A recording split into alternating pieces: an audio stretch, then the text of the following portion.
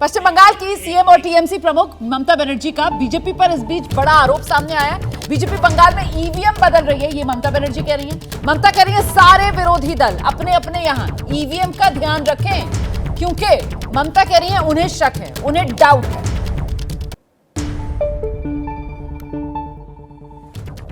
EVM machine पलट रहा है। हमें अच्छा हिंदी नहीं आता,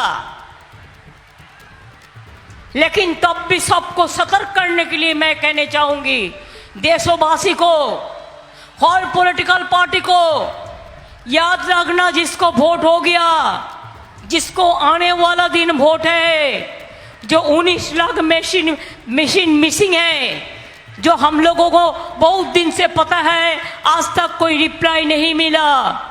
वो मशीन कहाँ गया?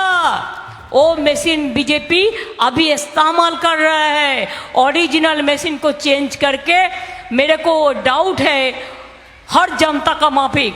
इसी के लिए हम लोगों ने जानने चाहते हैं इलेक्शन कमीशन से, कितना असेंबली में, कितना बूथ में, कौन वोटिंग परसेंटेज हुआ है, क्या वोटिंग परसेंट हुआ था, कितना आदमी वोट दिया था, इसको डिटेल्स रहना चाहिए। You can not jump the vote.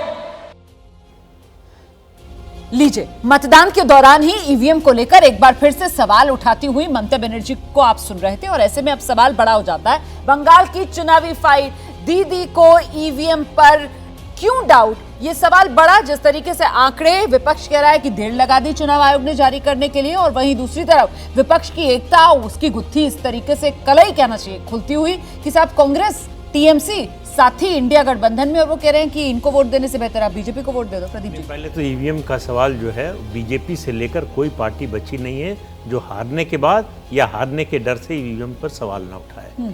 तो और सुप्रीम कोर्ट का अभी जो फैसला आया है, उसके बाद मुझे लगता है पार्टियों को ये जो रोना है ईवीएम का, वो बंद कर देना चाहिए, लेकिन वो होगा नहीं। दूसरी बात, पश्चिम बंगाल की राजनीति, मेरा मानना है कि अधीर रंजन चौधरी स्थानीय राजनीति को देख रहे हैं, राज्य की राजनीति को देख रहे हैं। उनको मालूम है कि हमारा जनाधार कौन ले गया, और हमको अगर फिर से खड़े होना है तो वो जनाधार वापस लाना पड़ेगा। तो उसके लिए ममता बनर्जी से लड़ना पड़ेगा। बीजेपी से अगर लड़ाई लड़ेंगे तो उसमें ममता बनर्जी हमेशा आगे रहेंगे। ठीक है। तो इसलिए जो है ममता बनर्जी से सीधी लड़ाई लड़कर हम अपना जनाधार नहीं खड़ा कर पाएंगे। हमारे लिए जरूरी है कि पहले ममता बनर्जी को, टीएमसी को कमजोर करें। जो राष्ट्रीय नेता हैं वो बड़ी पिक्चर देखते हैं कि भाई एक राज्य में चलिए कॉम्प्रोमाइज कर लिया, कुछ नहीं, लेकिन अगर उसकी वजह से हमको पूरे राष्ट्रीय स्तर पर फायदा हो रहा है, अगर वो अलायंस मान लीजिए इस हालत में आता है कि सरकार बना ले, तो ममता बनर्जी की भूमिका बहुत बड़ी होगी। तो ममता बनर्जी अगर साथ रहेंगी तो वो काम आएंगी, उनके साथ रहने से मदद मिलेगी। ठीक है। तो क्या ये एक तरीके से ममता बनर्जी और बीजेपी को इक्वेट करके जो माइनॉरिटी वोट है उस पर यहां पर अधीर रंजन चौधरी की नजर है, इस पर आएंगे?